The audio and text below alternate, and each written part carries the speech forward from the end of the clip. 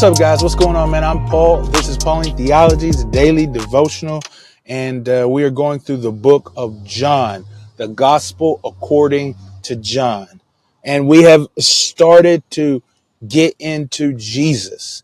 We get to see some actions Jesus is doing. We're getting to see the disciples. We're seeing how the disciples begin to follow Jesus. We saw the last time it's because they heard that he was the Lamb of God, and so they wanted to find out what it is, what's going on. So we're going to see the continuation of this story today. So if you haven't read John chapter 1, 40 through 42, go ahead and stop the tape, check it out, see what it has to say. Come back and we'll answer 4 questions. If you've already read it, well, let's dive on in, man. Let's see what happens. And so now it gives the identity. So what's going on? That's the first question. Now it gives the identity of one of the followers that followed after John. It says that one was Andrew, and it says he was the brother of Simon Peter. And it says that was one of the persons that had heard John say what he said, and so they followed after him. And it says the first thing that they did, it says that Andrew went to his brother Simon, and he told him that we have found the Messiah. And so Messiah means Christ. John has to explain this for his Greek readers, and also because of some who are Hellenistic Judaism's converters may not have understood the Hebrew language in that way. And he does it again later on when the Aramaic language and Hebrew language that way. He does it later on too. We'll see where he changes Simon's name to Peter. But anyway, he says, we have found the Messiah, or the Christ. Simon's excited. I mean, he gets to hang out with Jesus. He follows him, and then he stays with him. And then I'm sure that conversation that Jesus was having with Simon and this other brother, the other disciple that followed him, was amazing. Can you imagine what Jesus was talking about with him too? I wonder what things that he spoke and what things he said, but whatever it was, I'm sure it caused a burning of fire in their heart and a desire to just give everything, because as soon as the next day, I mean, they say it says first thing, so it could be first thing in the morning, but the first thing they did after spending that time with Jesus is telling someone else about who Jesus was. And it was his brother, one, probably the dearest person to him, his brother. He's like, I've got to find my brother, and I've got to tell him about the one, the Messiah. And he does. And it says not only did he tell him, but it says he brought him to Jesus, man.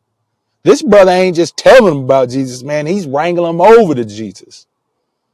And it says that Jesus saw him. Matter of fact, the word is like intent stare. He dead-eyed him, looking focused in his eyes, man. And he told Peter, he says, man, you're the son of John. He says, now you'll be called Cephas, or Rock, Peter. Man, Jesus met this dude. Matter of fact, Andrew got his brother Simon to go see this dude. And as soon as this dude sees him, he changes his name. Oh man, that's some power right there. It's because of the power and the presence of the Son of God, the Messiah.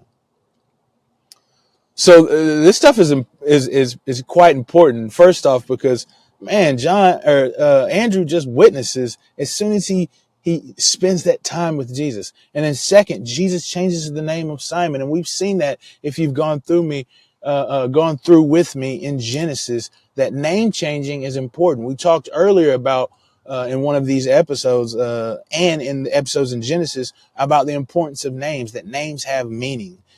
And then we see now that Jesus changes his name, which has an effect on a person. See, who can name you, huh? Your parents name you. And you can name yourself, but somebody else naming you? It's cool sometimes. Yeah, you get that cool name, you get that cool nickname. But then there's other times he's like, nah, you ain't calling me that. You ain't calling me out my name. But that's not how it happened with Simon.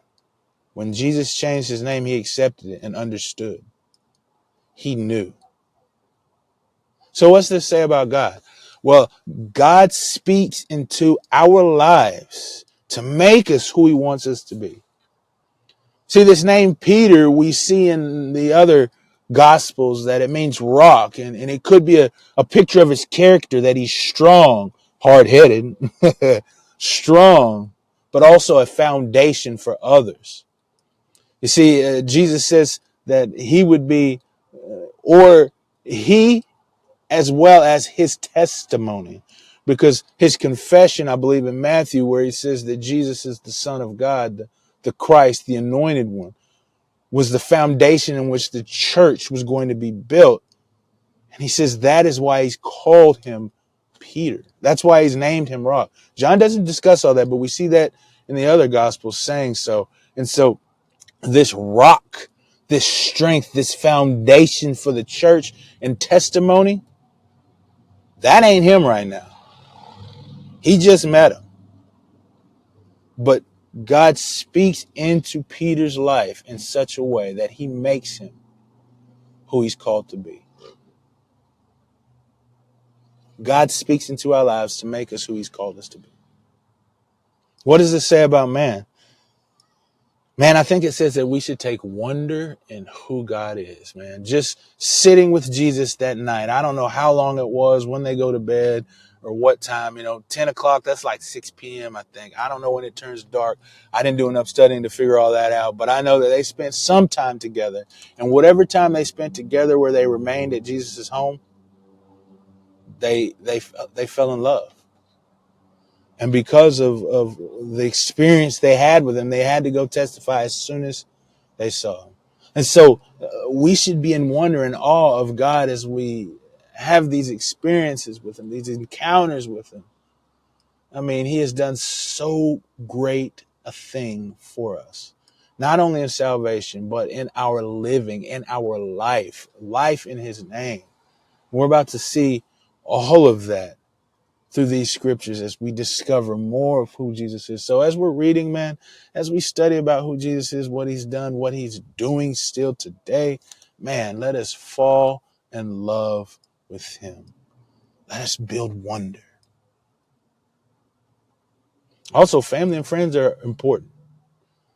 I mean, that's the first person Andrew went and saw. It says he went and first thing he went to his own brother. Family and friends are important, and they're our first witnesses. So how do we apply these truths to our lives? Well, I think I just displayed it and talked about it earlier. Is, man, let's wake up to this wonder. I think that's a Hillsong thing. Wake up to wonder or something like that. But wake up to his wonder. And as we go through these scriptures, as you read through these passages with me and on your own, let us wake up to the wonder and the mystery and the beauty of who Jesus is. Hey, I appreciate you guys for listening, and I'll see you in the next episode.